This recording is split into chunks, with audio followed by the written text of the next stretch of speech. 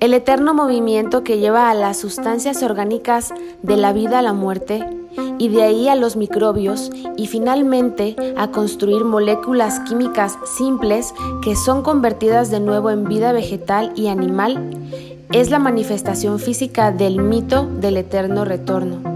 Así todas las formas de vida no son sino aspectos transitorios de una misma sustancia permanente. Hola amigos, ¿cómo están? Yo soy Valentina y el video de hoy está patrocinado por SC Johnson. Vamos a tener un workshop, un curso de huertos de 1 hora en donde vamos a estar platicando básicamente sobre todas las generalidades, todo lo que necesitamos para empezar una producción orgánica en la ciudad, ya sea en el techo, ya sea en el traspatio o en el espacio urbano que tú tengas disponible. En primer lugar, quisiera hablar sobre la relevancia y la importancia de tener huertos urbanos. Los huertos nos ofrecen muchos servicios medioambientales. El principal beneficio pues es obtener alimento fresco por nosotros mismos sin necesidad de recurrir a ningún tipo de agroquímico ni pesticida, es decir, aprender a producir a partir de suelo fértil. Inclusive es posible fertilizar nuestras hortalizas con nuestros propios desperdicios de diferentes maneras, además de otras técnicas de las cuales vamos a abordar un poquito durante este video. La relevancia también de aprender nosotros a producir vegetales sin necesidad de comprar agroquímicos es, por ejemplo, la situación que estamos viviendo actualmente a nivel internacional, en la que los agroquímicos están subiendo muchísimo de precio. Agroquímicos que nosotros importamos, por lo cual próximamente los precios de la canasta básica se van a elevar muchísimo, y creo que nosotros adquirir esta habilidad de poder producir algunas cosas y fomentar el autoconsumo pues es muy importante. Otro punto importante y relevante referente a los huertos urbanos es el familiarizarnos nuevamente con lo que es el suelo, con la tierra, con la naturaleza. Las personas como yo que crecimos y hemos vivido toda la vida en la ciudad, la verdad es que estamos muy descontextualizados, no tenemos la menor idea de cómo se produce el alimento en campo, no tenemos idea de toda la energía y recursos que requiere el suelo para poder darnos alimento. Otro punto relevante respecto a los huertos urbanos es que cada día está haciendo más calor, estamos teniendo cada vez menos vegetación en las ciudades, estamos generando espacios verticales. Las plantas ofrecen servicios medioambientales aunque no nos las estemos comiendo, como por ejemplo disminuir la temperatura, la sensación de calor medioambiental. ¿Por qué? Porque las plantas están absorbiendo agua constantemente y están transpirando vapor de agua a través de las hojas, lo cual pues nos permite a nosotros tener confort. Entonces creo yo que es de suma importancia que empecemos a reverdecer las ciudades, que empecemos a llenar los espacios de plantas para que nos ayuden a limpiar el aire, absorber el dióxido de carbono y convertirlo en oxígeno. Además de que también promovemos la captura de carbono a través del suelo. Un huerto urbano es un espacio en el que empiezan a llegar diferentes animales, empiezan a llegar diferentes especies de insectos, lo cual nosotros queremos, mariposas, queremos tener abejas, queremos tener todo tipo de insectos. Nosotros al contrario queremos atraer todo tipo de insectos, todo tipo de organismos para mantener un equilibrio y generar un ecosistema dentro de nuestro espacio en la ciudad. Por supuesto que el principal objetivo de un huerto es el autoabastecimiento de alimentos. Si bien difícilmente vamos a lograr alimentarnos al 100% de un huerto urbano, porque nosotros consumimos también muchísimos granos y claramente en la ciudad no podemos producir granos. Te puedo decir que de este huerto urbano nos abastecemos 2 personas y todos los días comemos algo del huerto. Si bien no siempre va a haber todo, porque es un espacio muy pequeño, tenemos por temporadas raíces, tenemos frutos, tenemos hojas durante todo el año, tenemos semillas para volver a cosechar. En nuestro caso ya tenemos nuestro primer frutal. También es posible que tengas dentro de tu huerto las mismas plantas que te pueden ayudar a controlar plagas, lo que se considera plagas agrícolas. Es decir, que tener un huerto te va a permitir poco a poco ir conociendo muchísimo más acerca de las diferentes especies y los beneficios que puedes obtener de diferentes tipos de plantas.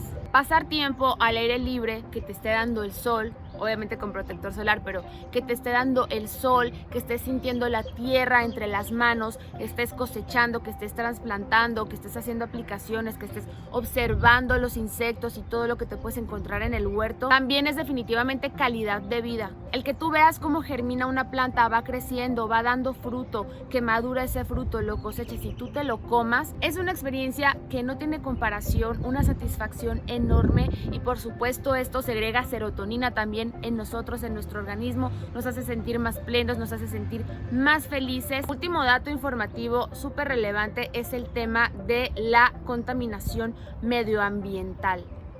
Datos revelan que la gente sigue muriendo de hambre no por el hecho de que no podamos producir suficiente alimento, sino por la distribución del alimento.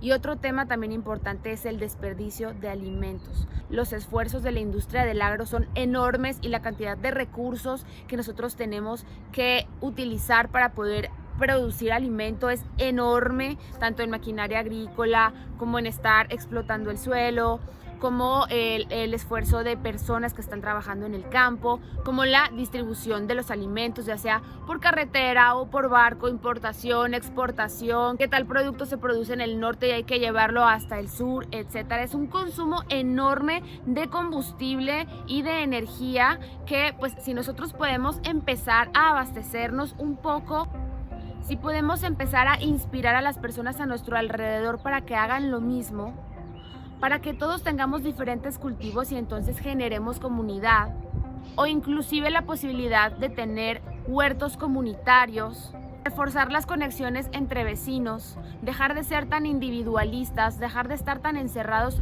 en nuestro cuarto, en nuestra casa, dejar de consumir tantos alimentos ultraprocesados. Que te voy a ser muy sincero, cuando tú tienes un huerto y tienes mucho alimento en el huerto te obliga a que estés comiendo más vegetales, te obliga a que te muevas, te obliga a que cortes cosas. Y bueno, dicho esto, vamos a empezar con el curso. Y bueno, empecemos hablando sobre la ubicación de nuestro huerto. Mi huerto está en una azotea de la zona metropolitana de Guadalajara, en México. ¿Cuáles van a ser las características que yo requiero para poder tener un huerto urbano? Principalmente es tener al menos 5 horas de luz directa al día. Si puedes tener más horas luz es mejor.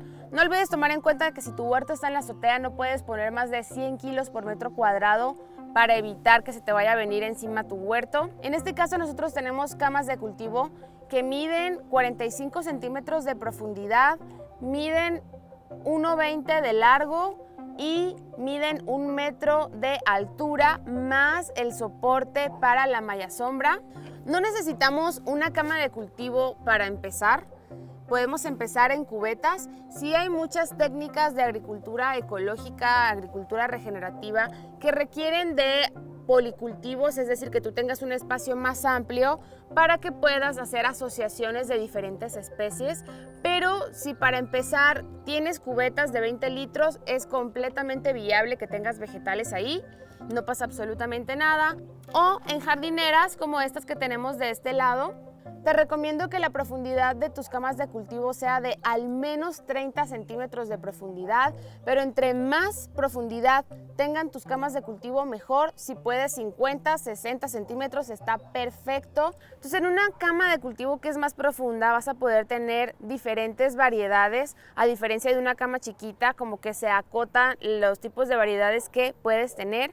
Además de que, bueno, hay plantas que tienen una profundidad de raíz mucho mayor, otras menor, y de esa manera podemos como asociar a diferentes tamaños de la profundidad de raíz y tener como más abundancia en nuestro huerto. Por esa razón también te recomiendo que sea más profundo. Otra razón para tener camas de cultivo profundas o macetas que sean profundas es la retención de agua. Cuando tú tienes un espacio muy pequeño de suelo, con el aire y con el sol se seca muy fácil tu sustrato, pero en tanto más profundidad tienes es más difícil que los rayos del sol penetren y que el calor evapore el agua que está en la mitad de tu cama de cultivo.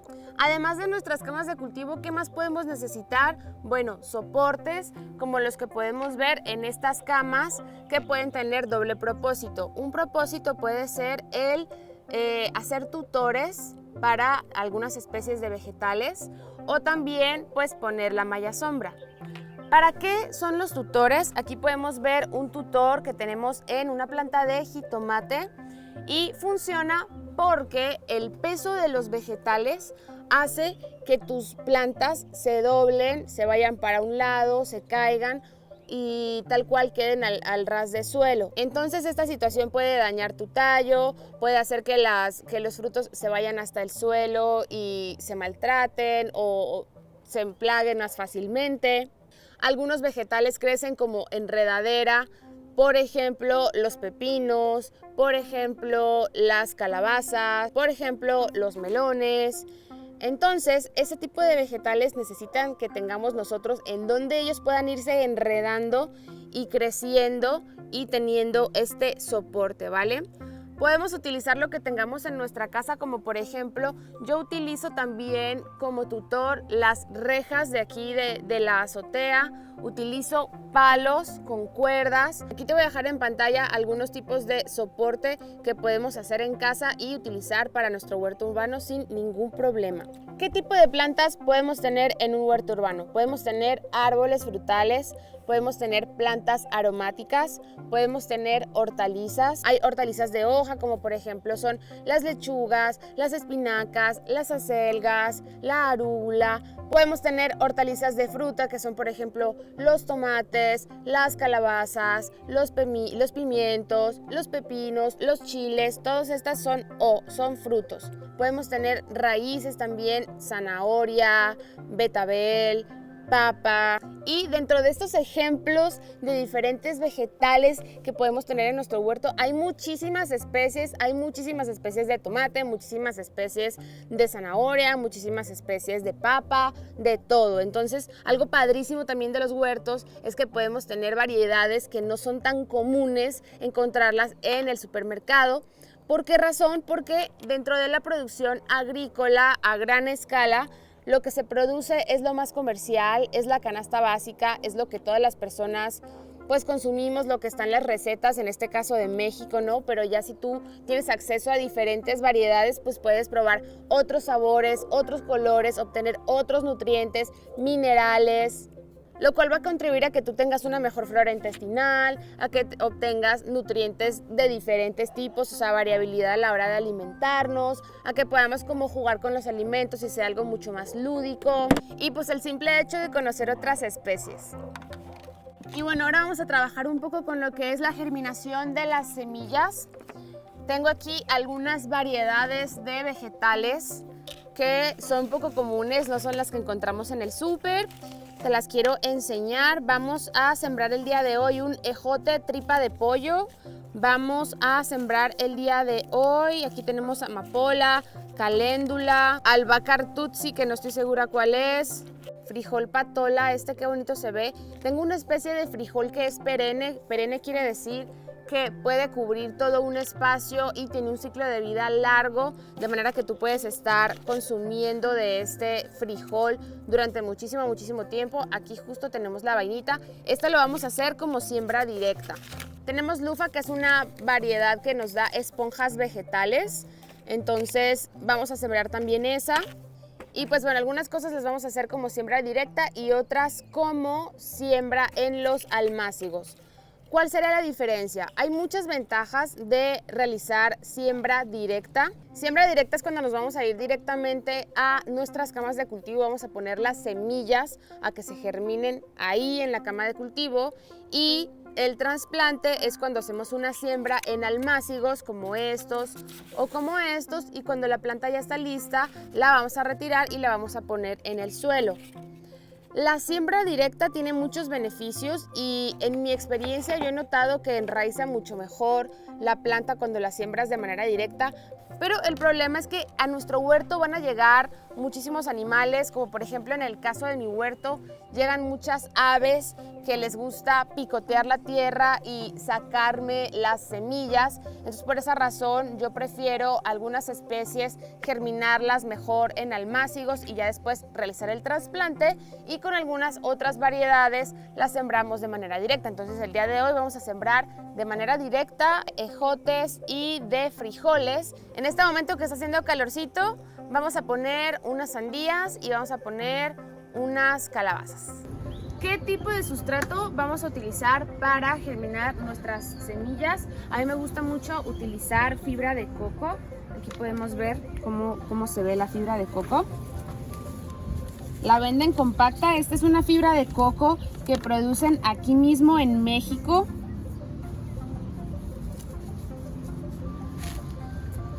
La venden en diferentes presentaciones y esto nos puede servir tanto para hacer preparaciones, hacer mezclas y mejorar nuestro suelo en nuestras camas de cultivo o en nuestras macetas, pero también nos sirve para germinación.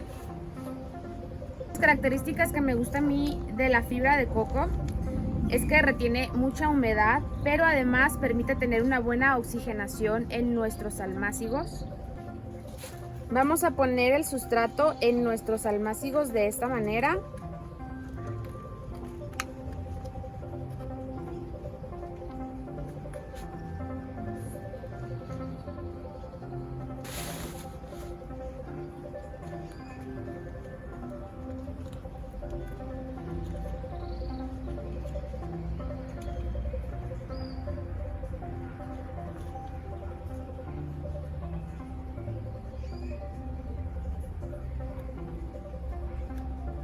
Tratando de que no aplastemos el sustrato en el almácigo, sino que quede más o menos sueltito de esta manera.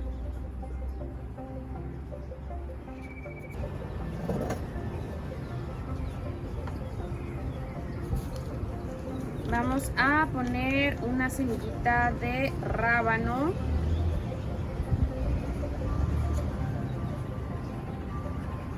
Esta semillita de rábano que me acaba de compartir un amigo, ahorita la vamos a abrir y todas las semillitas van a estar adentro.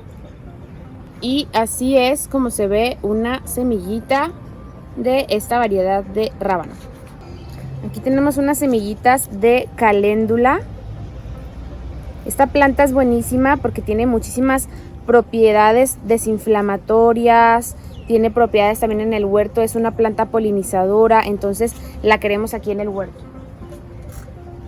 Cuando nosotros estamos tomando la decisión de qué es lo que vamos a sembrar en nuestro huerto, tomemos en cuenta que no nada más las plantas que nos van a dar alimento nos funcionan, sino que nosotros buscamos atraer polinizadores.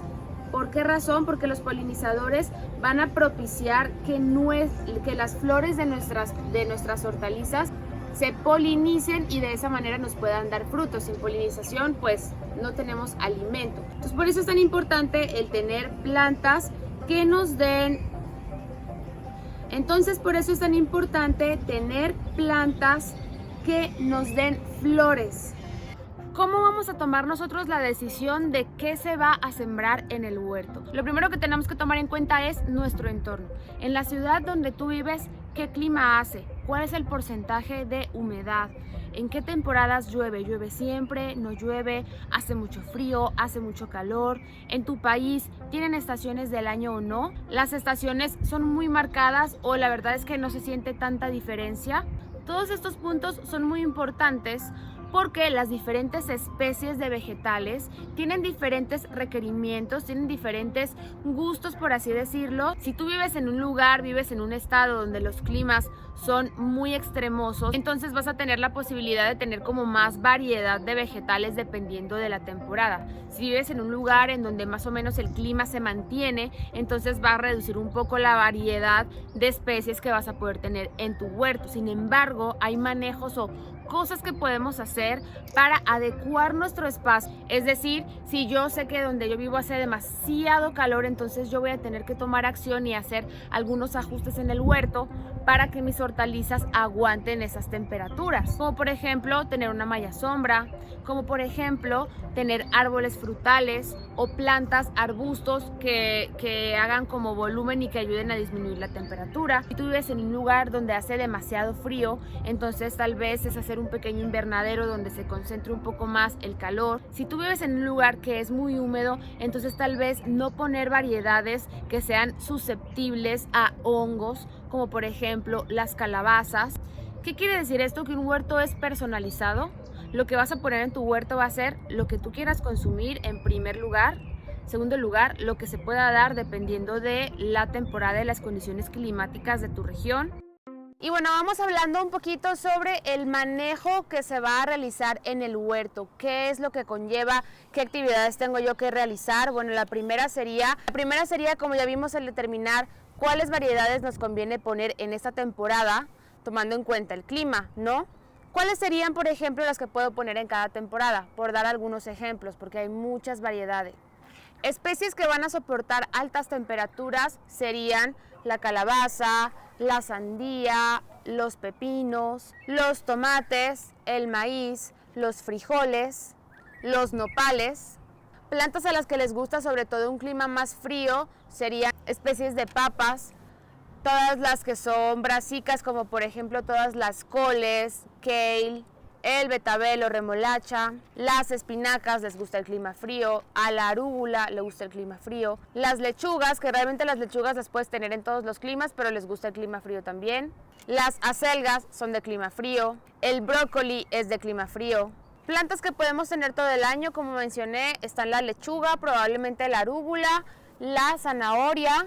Si no hace demasiado frío, los tomates también. Las plantas aromáticas también podemos tenerlas todo el año. Una vez que tenemos identificadas las especies que podemos sembrar en nuestro espacio y que tenemos nuestros soportes, que serían nuestras camas de cultivo, nuestro principal objetivo va a ser trabajar nuestro suelo. El suelo es la base de absolutamente todo en el huerto, ¿de acuerdo? ¿Qué sucede? Cuando nosotros escuchamos verduras orgánicas, probablemente pensamos que son plantas que se están nutriendo de materia orgánica en descomposición, de los desperdicios de los vegetales, pero no es así, porque no es así como funcionan las plantas. Pero entonces, ¿cómo se nutren las plantas? Bueno, las plantas tienen diferentes mecanismos de nutrición. Una es el sol, otra es el ambiente y otra es el suelo. Y a continuación te explico cada uno de ellos. ¿Cómo funciona la nutrición a través del sol? Las plantas absorben luz solar a través de sus hojas por medio de unas estructuras en la célula de las hojas que se llaman cloroplastos. Esta energía solar se transforma en azúcares que la planta va a utilizar para realizar sus necesidades metabólicas y para hacer alianza con otros organismos también por medio del intercambio de azúcares, como por ejemplo algunas especies de hongos. ¿Cómo se nutren a través del ambiente? Las plantas absorben CO2 de la atmósfera y la convierten en oxígeno. Quiere decir que las plantas también pueden limpiar el aire. Este CO2 atmosférico también es metabolizado para la obtención de azúcares y otros compuestos que se requieren para el desarrollo y ciclo vital de la planta, para posteriormente convertirlo en biomasa. ¿Cómo se alimentan las plantas? A través del suelo. En un momento más vamos a profundizar un poco más acerca del suelo, pero en este momento quiero que te quede claro que las plantas se alimentan de minerales biodisponibles que se encuentran en el suelo. No todos los minerales que están en el suelo están biodisponibles, pero de esto hablaremos un poco más adelante. ¿Cuáles son los minerales que necesitan las plantas para nutrirse? Bueno, se dividen en dos grupos, el grupo de los macroelementos y los microelementos. Tanto los macroelementos como los microelementos son indispensables para la vida de la planta, pero se diferencian en que los macroelementos son requeridos en cantidades mucho más importantes que los microelementos. A continuación te dejo cuáles serían los macroelementos y cuáles serían los microelementos. ¿Cómo va a funcionar entonces la nutrición de nuestro huerto o de los vegetales de manera orgánica si la planta se alimenta de minerales y no de materia orgánica? Resulta que el suelo es todo un ecosistema en el que conviven diferentes especies de microorganismos, ¿de acuerdo? Entonces, la cantidad de microorganismos que se encuentran en el suelo está directamente relacionada con la nutrición de nuestros cultivos. ¿Por qué razón?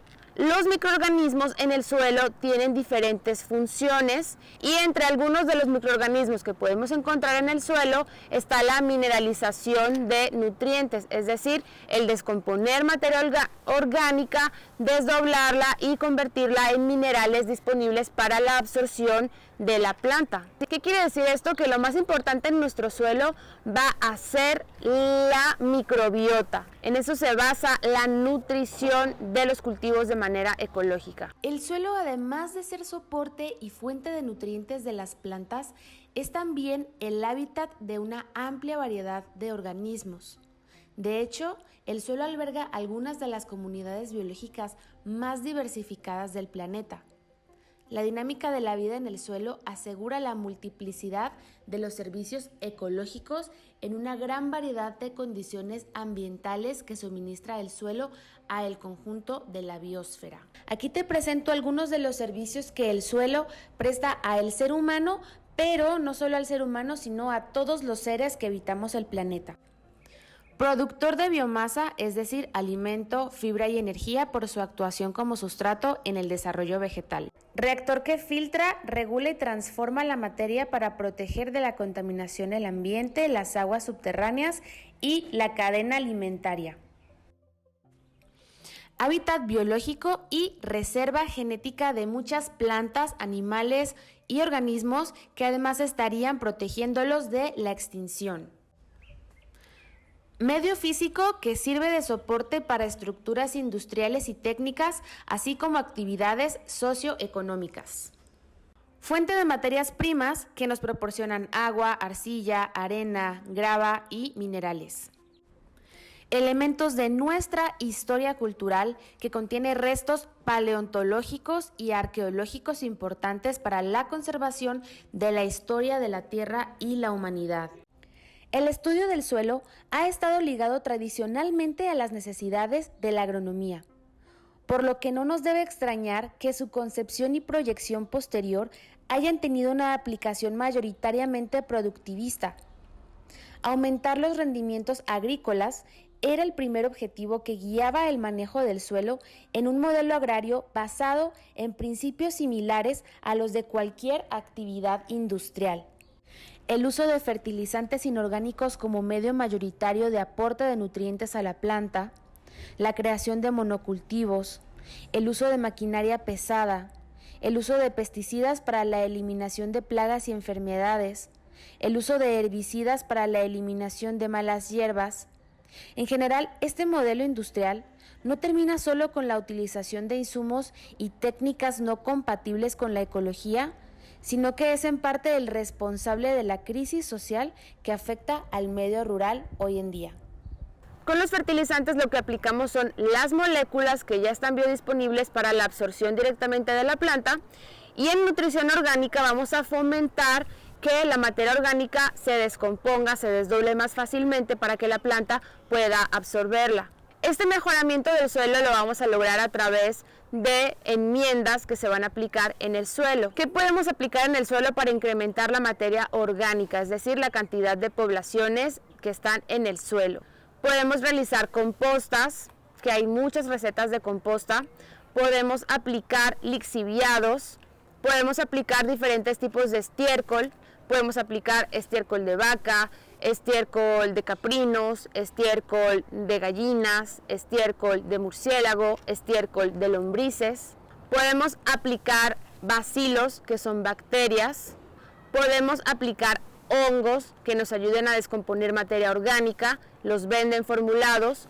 También podemos ir al campo y hacer una colecta de microorganismos eficientes. Podemos hacer diferentes tipos de fermentos. Podemos hacer preparaciones como por ejemplo el supermagro. Los principales materiales que se utilizan para hacer este tipo de preparaciones, además de la microbiota que está en el bosque o en los cerros, es, como ya lo mencioné, estiércol, leche para obtener bacilos, algas marinas pueden funcionar también para nutrición, sangre puede funcionar también para nutrición, harina de roca puede funcionar también para nutrición, harina de hueso, las cáscaras o restos de los crustáceos, abonos verdes que se van a aplicar directamente en el suelo, y los demás serían labores culturales que se realizan directamente en el suelo. Pero todos estos componentes que te acabo de mencionar son básicamente lo que se usa para nutrición vegetal directamente en el suelo. No es algo que se logra de un día para el otro. Nosotros tenemos que estar trabajando constantemente para incrementar esa materia orgánica en el suelo. Es algo que se consigue con el tiempo. ¿Cuáles van a ser los principales beneficios de que nosotros realicemos nuestra producción de verduras de esta manera? Las plantas no van a absorber más minerales de lo que requieren. Por lo regular, ese tipo de ingredientes, materiales de los que yo te estoy hablando, son suficientes para que la planta pueda estar en óptimas condiciones. En agricultura ecológica nosotros no vamos a estar midiendo las deficiencias específicas de cada nutriente, sin embargo, en este caso yo soy agrónomo y conozco las deficiencias por tonalidades, por sintomatologías en las hojas. Cada especie va a tener su sintomatología y esta habilidad tú la vas a ir desarrollando poco a poco mientras vayas aprendiendo, vayas clavándote más en el tema, vayas investigando a medida de que se te van presentando diferentes problemas en el huerto.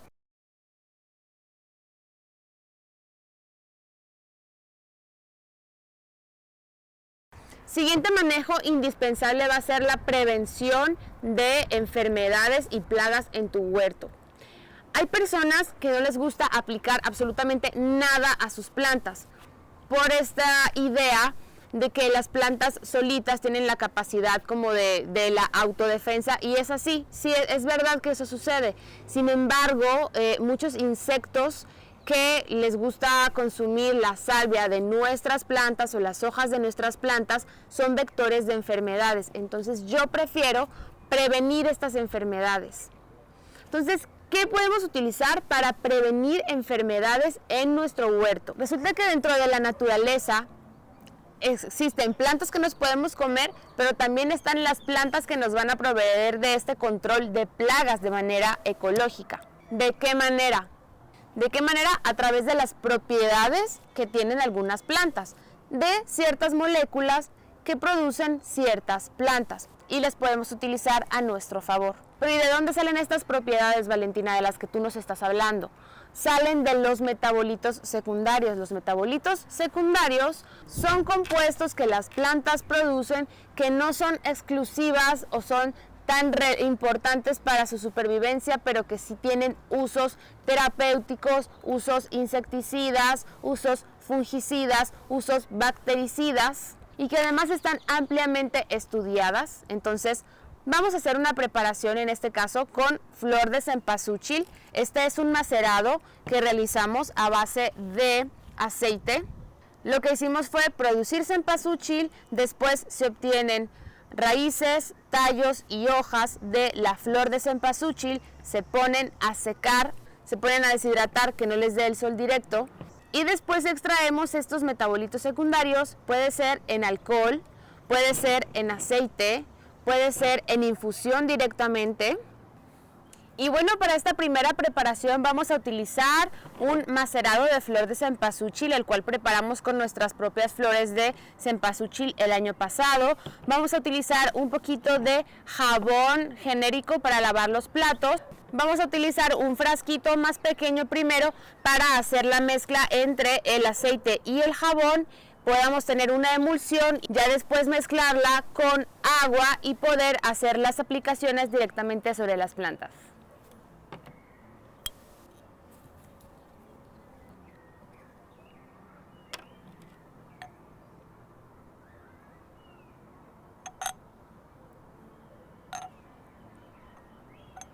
Lo vamos a hacer al tanteo, pero la recomendación es 2 mililitros de macerado por litro de agua. Y de jabón nada más utilizamos 1 o 2 gotitas para que se realice la emulsión. Vamos a mezclar esto muy bien.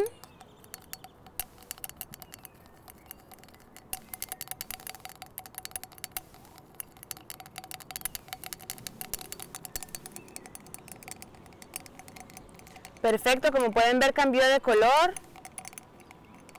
Y ahora sí, este productito lo vamos a mezclar con un poquito de agua y vamos a utilizar uno de estos contenedores para la aplicación en nuestro huerto.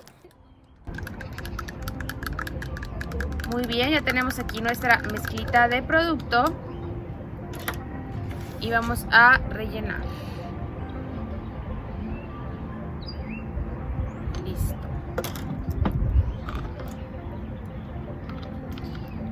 Yo te recomiendo que te busques un buen atomizador porque el tamaño de la gota va a ser importante. Vamos a terminar de mezclar aquí. Obviamente lavamos muy bien. Si utilizas este tipo de contenedores, vamos a lavarlos muy bien antes de hacer nuestras preparaciones. Y ahora sí vamos a aplicar.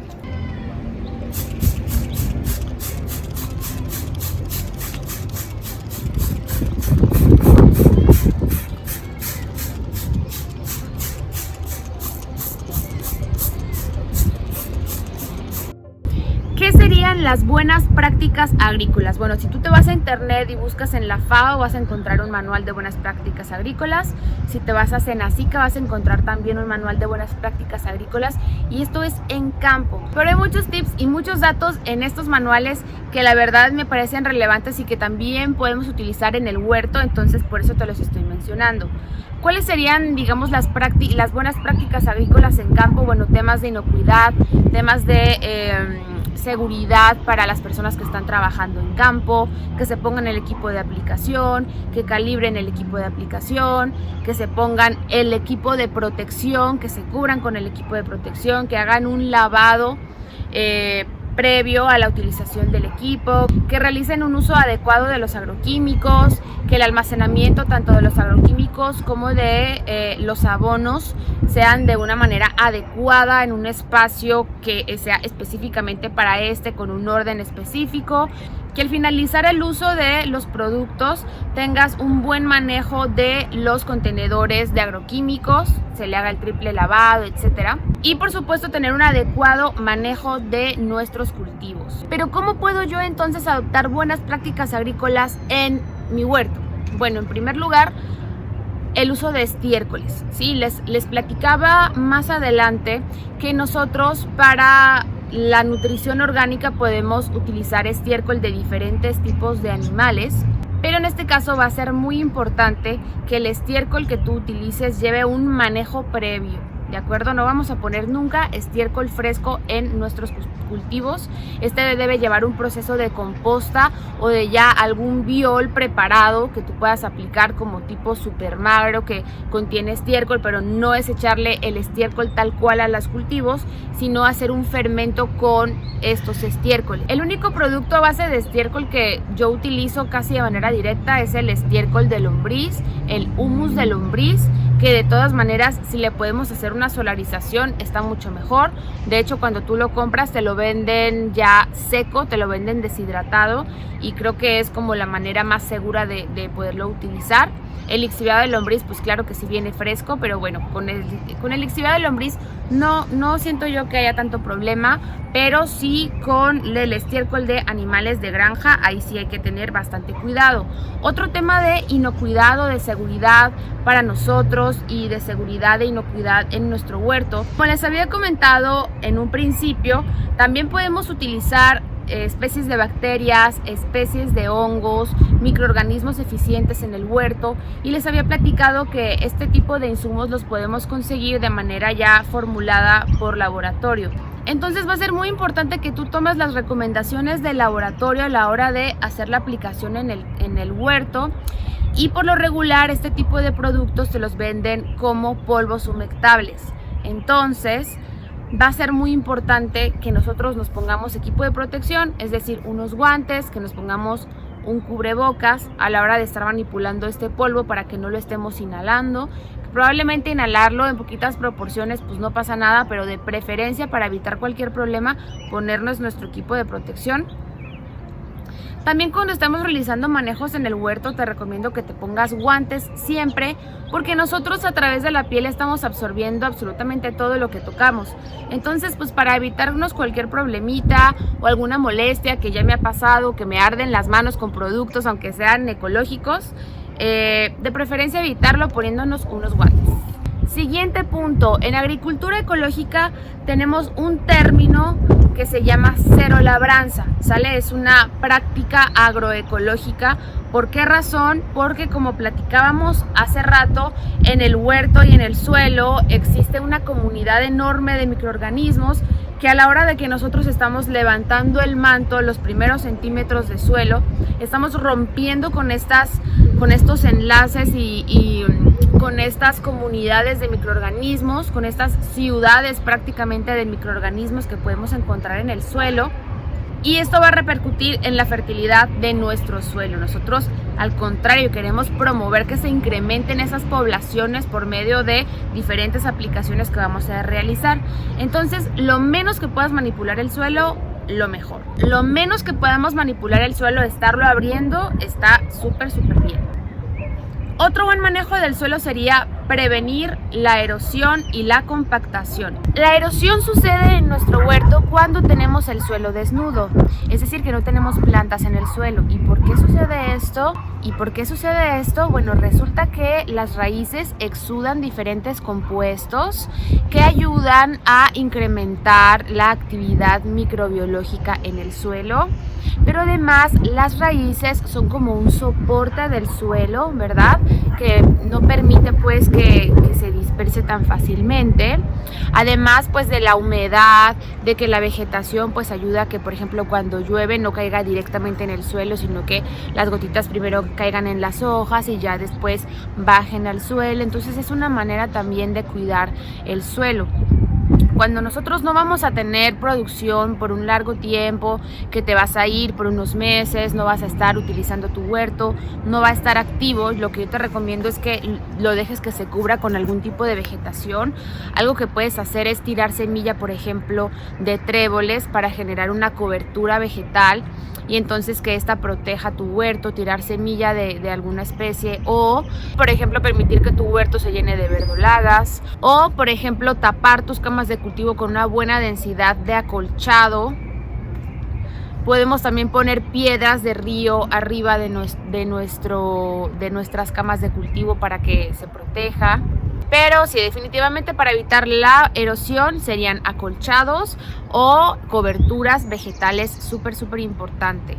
Y para evitar la compactación, bueno, la buena noticia es que nosotros en nuestro huerto tenemos la capacidad y tenemos la opción de decidir cuál va a ser nuestro sustrato. Entonces, a la hora de que nosotros consigamos la tierra o el sustrato que vamos a utilizar para nuestro huerto, pues mejorarlo con elementos como hojas trituradas, podemos poner tronquitos, podemos utilizar fibra de coco, todo este tipo de sustratos que van a permitir que nuestro suelo no se compacte tanto y no esté tan pesado, porque también recordemos que nuestras camas de cultivo no pueden pesar tantísimo si están en la azotea, porque imagínate, es la estructura de tu cama de cultivo más el suelo húmedo, más la biomasa de tus plantas, más los tutores del huerto. Entonces es muchísimo peso, así que es importante que nosotros intentemos que ese suelo, ese sustrato, pues sea lo más esponjosito posible y pese lo menos posible. A mí en particular me encanta la mezcla de fibra de coco con cascarilla de arroz y humus de lombriz. Esa es mi mezcla favorita en el tema de huertos urbanos. Después de que decidimos la primera siembra en nuestro huerto, cuando tú cosechas esa planta, lo que va a pasar es que vas a tener que poner otra planta. Entonces, algo que se recomienda muchísimo es la rotación de cultivos. ¿Qué quiere decir la rotación de cultivos? Todas las plantas, incluidas las plantas que son comestibles, pertenecen a familias, ¿vale? Entonces, lo que yo te recomiendo es que veas en una tabla cuáles son las familias de las hortalizas. Y a la hora de que tú quieras sembrar un siguiente cultivo, cuando coseches uno que no sea de la misma familia. Es decir, por ejemplo, si los tomates son solanáceas y además es un cultivo que es un fruto, el siguiente que yo voy a sembrar, voy a esperar que no sean solanáceas, sino que sean, por ejemplo, bien, entonces yo voy a procurar hacer una rotación de cultivos, es decir, ¿y qué es una rotación de cultivos? Es utilizar los compuestos que exudan las raíces a nuestro favor. Como hablábamos hace un momento más de los suelos desnudos que se erosionan porque no tienen raíces, bueno, parte de estos compuestos que exudan las plantas pueden ser de beneficio para otro tipo de vegetales, ¿vale? Hay tablas en donde nosotros podemos ver cuáles son las plantas que son compatibles para asociaciones. Y también hay, de igual manera, hay algunas que no se deben asociar, es decir, que se enferman si las ponemos juntas. Y estas serían las plantas antagónicas, ¿sale? Entonces, es importante que cuando nosotros vamos a tomar la decisión de qué sembrar, tomemos en cuenta cuáles son las plantas antagónicas, es decir, las que no se recomiendan poner juntas, y cuáles son las plantas que se benefician entre ellas. Este mismo principio lo vamos a utilizar tanto para la rotación como para la asociación, ¿vale?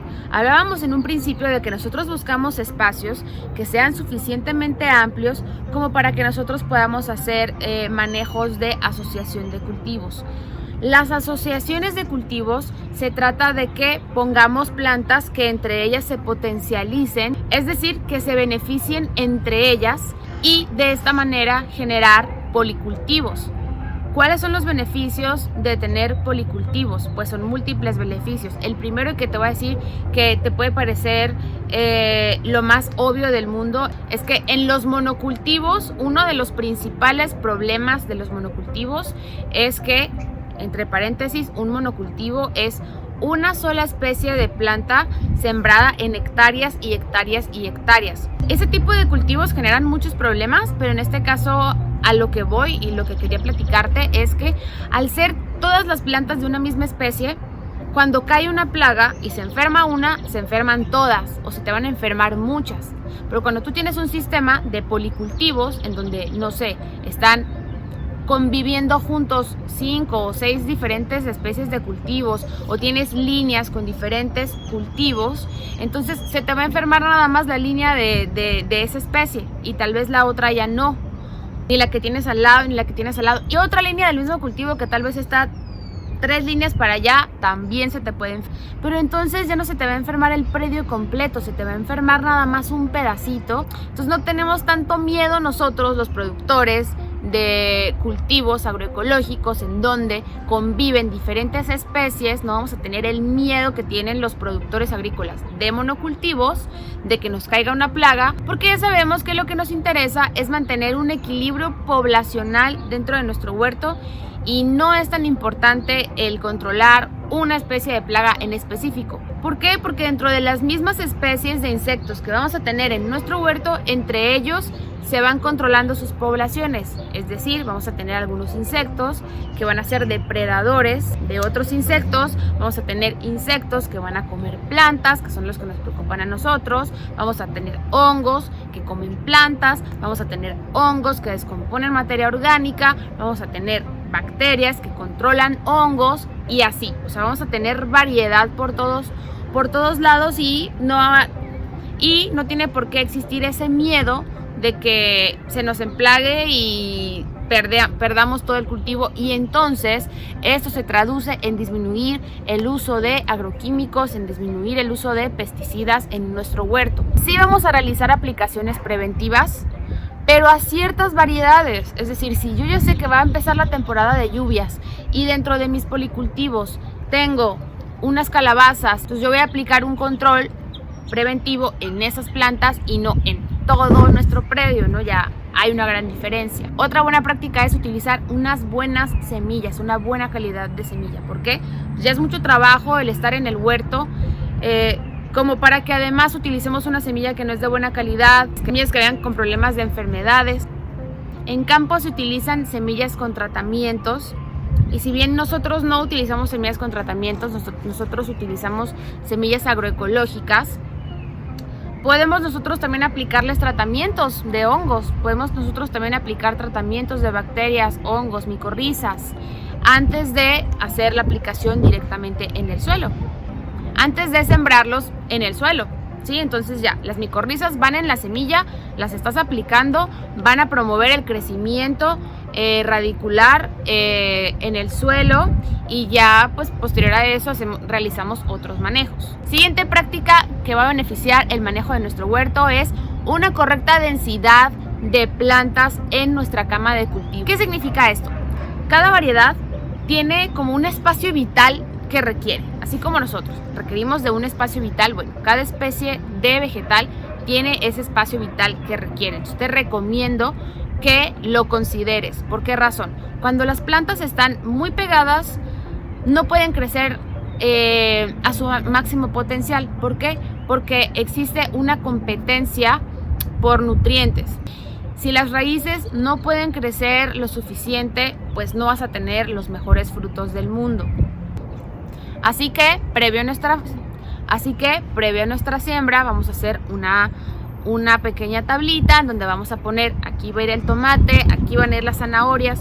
Entonces, previo a realizar la siembra, nosotros vamos a escribir en un papelito o en una tablita o en nuestro celular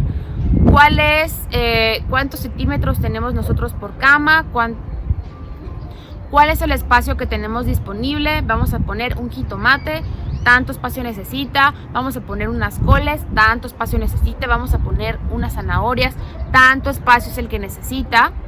Y de esta manera prevenimos deficiencias y vamos a obtener una mejor cosecha. Siguiente, selección de plántulas que estén sanas, ¿sí? Entiendo que a veces queramos sembrar todas las plántulas que nos germinan, pero yo te recomiendo que a la hora de trasplantar pongas los mejores ejemplares, plantas que estén vigorosas, que no estén muy etioladas, o sea que el tallo no esté muy largo, para asegurar pues que va a sobrevivir tu plántula y que vas a tener muy buenos rendimientos. Desinfección de tus herramientas. Es muy importante, sobre todo las herramientas de corte, que las desinfectes. Puede ser con alcohol, puede ser con el tipo de desinfectante que a ti más te guste, pero sobre todo entre planta y planta realizar una limpieza de tu herramienta. ¿Por qué? Porque si yo tengo, por ejemplo, de este lado una col que tiene hongo y entonces hago una poda y luego simplemente la limpio así muy fácil, me la limpio en la playera, luego vengo con otra planta a quererle también hacer algún corte, pues obviamente que ese hongo va a estar en la herramienta y vamos a contaminar nuestros cultivos que están sanos. Y por último vamos a hablar un poquito del agua. Es importante que aprendamos a utilizar nuestro riego de manera racional. Existen varias maneras en las que si puedes poner un sistema de riego por goteo, bueno, es un poquito más costoso, pero la verdad es que es una manera de optimizar el uso del agua en tu huerto. Y si no te recomiendo que agarres contenedores y le eches directamente así el agua, sino más bien un contenedor le haces unos huequitos y así lo vas regando para que no vayas a tener ahí problemitas y además de desperdiciar muchísima agua. Una opción que a mí me funcionó súper bien fue comprarme una de estas, la encontré como pistola para riego, tiene diferentes funciones y me costó menos de $10, unos 170 pesos mexicanos, máximo 200 pesos mexicanos, y la verdad es que me hizo muy buena chamba antes de poder invertir en mi sistema de riego. Los acolchados nos ayudan también a retener el agua en el suelo porque no le está dando el sol directamente a tu suelo desnudo y está evaporando el agua, sino que le está dando el sol al acolchado, ¿sale? Entonces eso permite que se conserve un poco más la humedad en ese suelo. Otra manera de incrementar la retención de agua en tu suelo es incrementando materia orgánica. No hay nada que retenga más agua que la materia orgánica en el suelo. Entonces nos vamos a poner las pilas con una correcta nutrición de nuestro huerto. Colectar agua de lluvia para riego. El agua que nos llega a la ciudad es agua tratada, ¿sale? Entonces no va a ser la mejor opción de agua para nuestro huerto. Si puedes colectar agua de lluvia y con esa regar el huerto, créeme que se va a notar bastante la diferencia. Si puedes también poner contenedores abajo de tus camas de cultivo de manera que cuando riegues puedas colectar un poco de esa agua y volver a regar, está súper bien, es una excelente opción, sobre todo en estos tiempos en donde pues tenemos escasez de agua. Y bueno amigos, eso fue todo por este pequeño curso, por este pequeño workshop de huertos. Espero que les haya gustado, les haya parecido muy útil, hayan aprendido muchas cosas. Déjenme en los comentarios si les quedaron algunas dudas respecto a lo que vimos en el curso. Yo disfruté muchísimo de platicarte todos estos conocimientos que me encantan de este tema que me apasiona, que es la agricultura orgánica. Y bueno, pues sin más por el momento, nos vemos en un próximo video. Bye.